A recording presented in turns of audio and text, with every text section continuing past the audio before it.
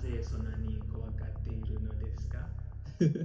So just imagining Jesus speaking to his disciples in different languages and asking them, why are you so afraid? So that was in Japanese.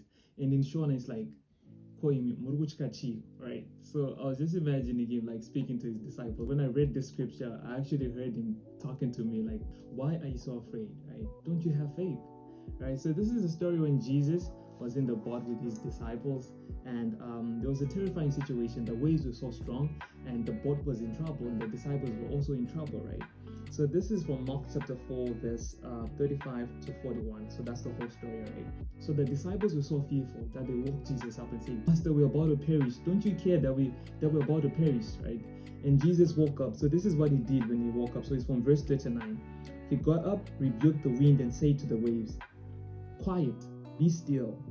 Then the wind died down and it was completely calm. Then he said to his disciples, "Why are you so afraid? Do you still have no faith?"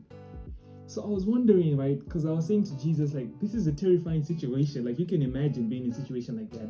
It was terrifying, right? But Jesus said, "Why are you so afraid?" So the first thing I thought, like, they're in the presence of Jesus, so maybe they're not supposed to be afraid, right? But the disciples were afraid that we're going to perish, and the master is sleeping. Like, doesn't he care, right? And Jesus also said to them, "Do you still have no faith?" And then I was asking, like, why did he say that to his disciples? Like, do you still have no faith, right? So I'm just like going back to the previous verses. Like, there's so many miracles that Jesus performed, right? So many wonders, like healing leprosy, a person that was like crippled, paralyzed, right? The casting out of demons. Like, the disciples saw so many great things that their faith should have been like, great faith, right? Because they saw what Jesus actually did, and they were supposed to be strong in their faith, knowing that Jesus is here with us, so we cannot perish, right? And probably if one of the disciples had the courage to actually say to the storm, "Be still," or to the waves, right, "Be still," they would have actually heard them. Jesus was actually telling me the same thing, right? Why are you so afraid? Don't you remember all the things that happened? Like, don't you remember all the victories that we accomplished together? Don't you remember? Why are you so afraid? Are you still without faith?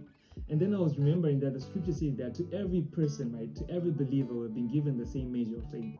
And it's up to us to grow the same measure of faith. But Jesus also said that with the faith as small as a mustard seed, you can say to this mountain, "Be removed and be thou cast to the side," right?